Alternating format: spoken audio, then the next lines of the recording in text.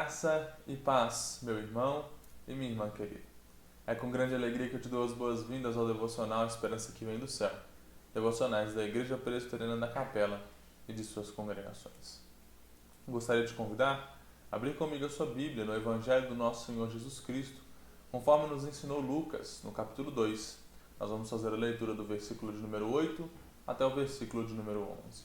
Diz assim, palavra do nosso Deus. Havia naquela mesma região pastores que viviam nos campos e guardavam o seu rebanho durante as vigílias da noite. E um anjo do Senhor desceu aonde eles estavam, e a glória do Senhor brilhou ao redor deles, e ficaram tomados de grande temor. O anjo, porém, lhe disse: Não temais, eis aqui vos trago boa nova de grande alegria, que será para todo o povo. É que hoje vos nasceu na cidade de Davi o Salvador, que é Cristo, o Senhor. Bom, nós lemos e meditamos nesse texto grande parte das vezes, sempre no Natal, no Advento, no final do ano. Mas ontem aqui em Morungaba, na nossa congregação aqui de Morungaba, nós vimos em dois momentos que Jesus, o nosso Senhor, o nosso Salvador, é o noivo da Igreja de Cristo e é o noivo que veio.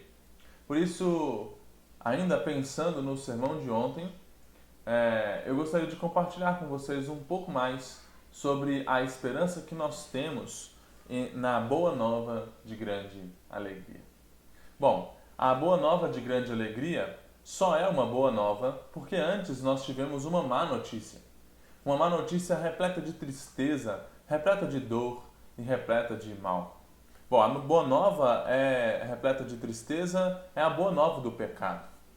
Nós, desde que pecamos em Adão, somos afligidos por diversas consequências desse pecado.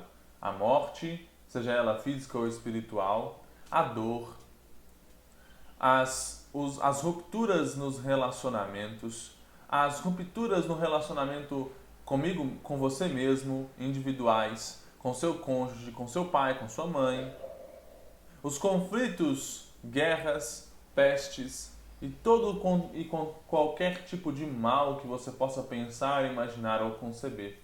É consequência desse pecado e vem da tristeza deste.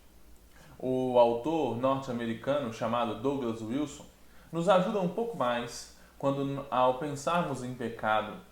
Ele diz: o sujeito que zela por sua reputação e é extremamente religioso tende a pensar sobre pecados. O piedoso, porém, é contristado pelo ensino de Cristo e pensa sobre pecado e a condição de pecaminosidade, a fonte de todos os pecados, que é o nosso coração. O que Douglas Wilson está querendo dizer é que quando você for pensar na tristeza do pecado, não pense apenas nos pecados cometidos por você.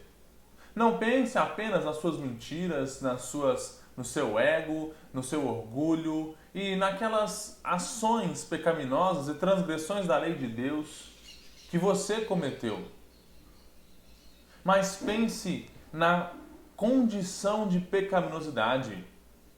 Quando você for refletir sobre o pecado, pense nos desdobramentos que o pecado trouxeram sobre o mundo, sobre você, sobre a sua família, sobre a sua igreja, sobre o seu estado, sobre a sua cidade, sobre a sua nação, sobre o seu bairro. Pense em toda a desigualdade, em toda a maldade, em todo o roubo, em todo o furto, em toda a transgressão da lei de Deus. E veja as suas consequências adentrando cada uma das particularidades da sua vida, da minha vida, em todas as nossas faculdades, em todo o nosso ser. Qualquer que seja a área da sua vida, qualquer que seja a área da sua existência, que você elenque, eu posso te demonstrar, e as Escrituras podem nos demonstrar, um ato, uma consequência da maldade e da vileza do pecado. As Escrituras nos dizem que toda maldade, toda maledicência, tudo isso procede do nosso coração, que é a fonte de toda a pecaminosidade. Diante dessa realidade, a única coisa que nos basta, a única coisa que nós podemos esperar é tristeza, é dor, é luto, é trazer sobre o nosso próprio coração e sobre nossa própria vida um estado de completa tristeza e completo mal. E eram isso que os judeus faziam, ou o povo de Deus fazia, no dia da expiação. Eles guardavam um santo jejum.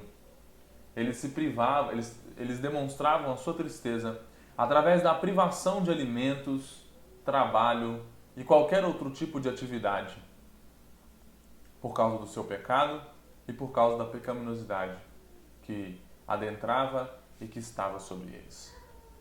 Mas em meio a tanta tristeza, em meio a tantas más notícias, como nos diz o texto de Lucas, quando o anjo disse aos pastores que pastoreavam: não temais, eis aqui vos trago boa nova de grande alegria.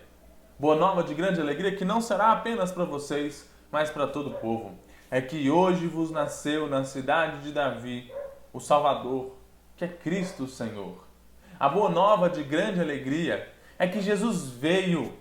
E ele veio para inaugurar o reino de Deus. E ele veio para dizimar, conquistar e acabar com o pecado, com a pecaminosidade, com a vileza e maldade dessa realidade que tanto nos aflige.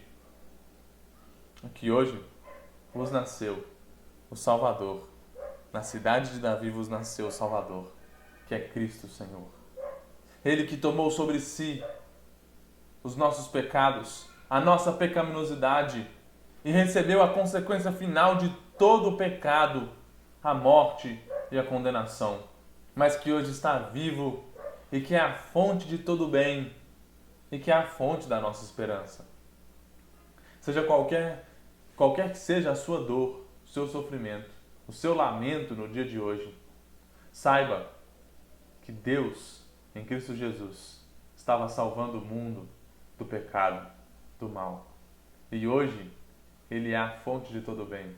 E nesta verdade, no Evangelho de Cristo Jesus, você pode descansar o seu coração, sabendo que já está consumado. E o pecado não mais domina sobre o mundo e sobre a humanidade. E também, na realidade, de que um dia todas as consequências da pecaminosidade e toda a pecaminosidade deixará de acontecer e cessará. E nós poderemos juntos, em júbilo e com grande alegria, comemorarmos a Boa Nova.